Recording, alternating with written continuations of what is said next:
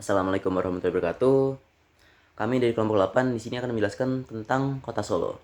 Kami beranggotakan saya sendiri Ahmad Taufal Hadi, lalu ada Muhammad Zaki dan Nashwa Anissa Fauzia. Selamat nonton. Di sini saya akan menjelaskan terlebih dahulu sekilas tentang Kota Solo. Kota Solo juga dikenal sebagai Kota Surakarta. Adalah sebuah kota yang terletak di Provinsi Jawa Tengah. Wilayah Kota Solo memiliki luas 44,4 km persegi yang terbagi menjadi 5 kecamatan dan 51 kelurahan. Lalu ada pun di sini geografis dan iklim dari Kota Solo. Kota Solo terletak di koordinat 110 derajat 45 menit 15 detik sampai 110 derajat 45 menit 35 detik bujur timur dan 7 derajat 36 menit sampai 7 derajat 56 menit lintang selatan. Beriklim tropis dengan curah hujan tahunan berkisar antara 1.500 sampai 2.000 mm. Suhu rata-ratanya berkisar antara 25 derajat dan 30 derajat Celcius. Dan untuk batas-batas wilayah, pada Kota Solo ada barat. Barat itu Kabupaten Karanganyar. Untuk utara Kabupaten Boyolali dan Kabupaten Karanganyar. Untuk timur Kabupaten Karanganyar dan Kabupaten Sukoharjo. Dan untuk selatan Kabupaten Sukoharjo. Untuk topografi dari Kota Solo secara umum berupa dataran rendah dengan ketinggian rata-rata 95 meter di atas permukaan laut. Dilalui oleh Sungai Bengawan Solo yang merupakan sungai terpanjang di Pulau Jawa. Adapun jenis wilayah, Solo dikategorikan sebagai wilayah fungsional karena berfungsi sebagai pusat administrasi pemerintahan, perdagangan, jasa, dan budaya di wilayah Solo.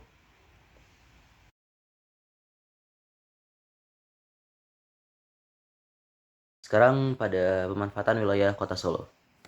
Yang pertama ada pemukiman. Lahan pemukiman mendominasi penggunaan lahan di wilayah Kota Solo, mencapai 65% dari total luas wilayah. Berdasarkan data RT RW Kota Surakarta atau Kota Solo, pada tahun 2022 sampai 2023, kepadatan penduduknya sangat tinggi, mencapai 13.500 jiwa per kilometer persegi, menjadikan salah satu kota terpadat di Indonesia.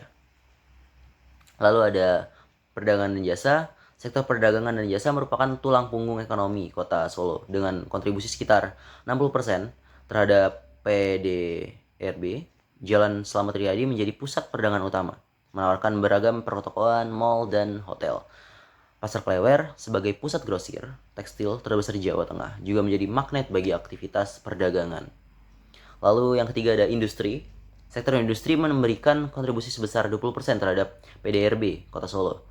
Kawasan industri utama berlokasi di wilayah utara dan timur kota, terutama di Kecamatan Jebres dan Lawean. Industri tekstil dan batik menjadi sektor unggulan, ditandai dengan banyaknya pabrik serta sentra kerajinan batik. Lalu yang keempat ada RTH atau Ruang Terbuka Hijau. Sektor perdagangan dan jasa merupakan tulang punggung ekonomi Kota Solo.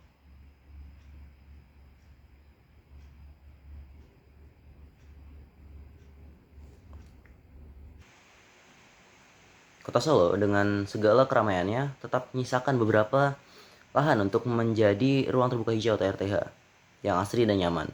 RTH ini bukan hanya sekedar taman, tetapi juga memiliki peran penting dalam menjaga keseimbangan lingkungan, menjadi tempat rekreasi serta paru-paru kota. Lalu di sini juga pertanian. Alih fungsi lahan menjadi pemukiman dan industri telah menyebabkan penurunan signifikan lahan pertanian Kota Solo, yang saat ini hanya mencakup sekitar 5% dari luas wilayah. Aktivitas pertanian kini terkonsentrasi di pinggiran kota, seperti di Kecamatan Mojowongso dan Mojosongo dan Jebres. Menghadapi tantangan ini, pemerintah Kota Solo secara aktif mendorong pengembangan pertanian, perkotaan atau urban farming sebagai strategi untuk meningkatkan ketahanan pangan dan mengoptimalkan pemanfaatan lahan yang semakin terbatas.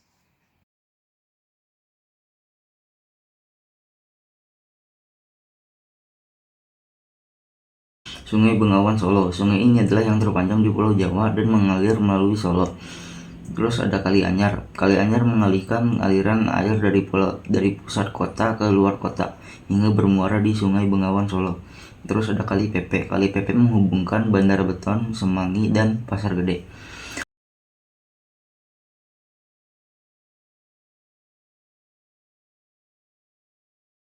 Selanjutnya ada sosial dan budaya. Yang pertama ada Skanten, perayaan yang dilakukan di bulan Maulud untuk memperingati kelahiran Nabi Muhammad SAW. Pada tanggal 12 Maulud dilaksanakan gerebek Maulud. Skanten biasanya diadakan di alun-alun selama 2 minggu. Yang kedua ada Grebek Maulud. Perayaan ini menandai puncak tradisi Skanten yang dilaksanakan di Keraton Kasunanan Surakarta.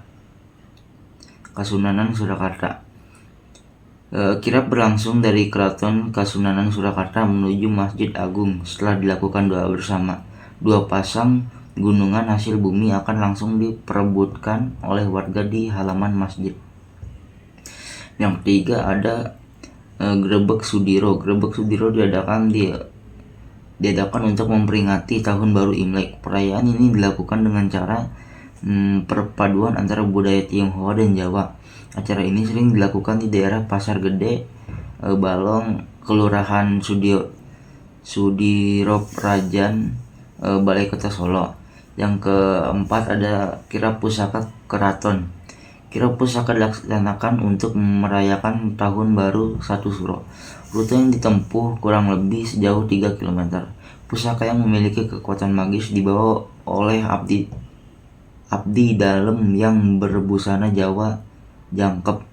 Acara ini dilaksanakan di Keraton Surakarta dan Puro Mangkunegaran pada malam hari menjelang tanggal 1 Suro.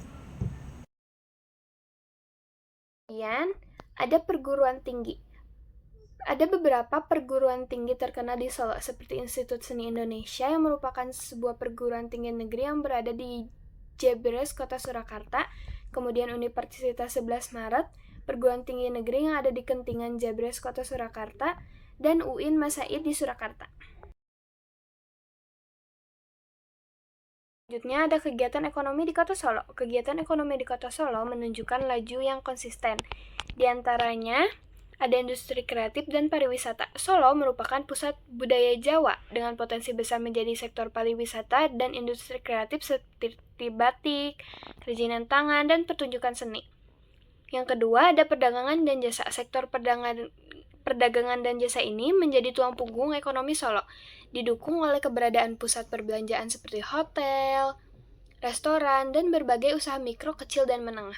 Yang ketiga ada sektor pertanian. Meskipun bukan sektor utama, tapi pertanian juga tetap berperan penting dalam ekonomi Solo. Dan yang terakhir ada industri pengolahan, seperti pengolahan makanan dan minuman.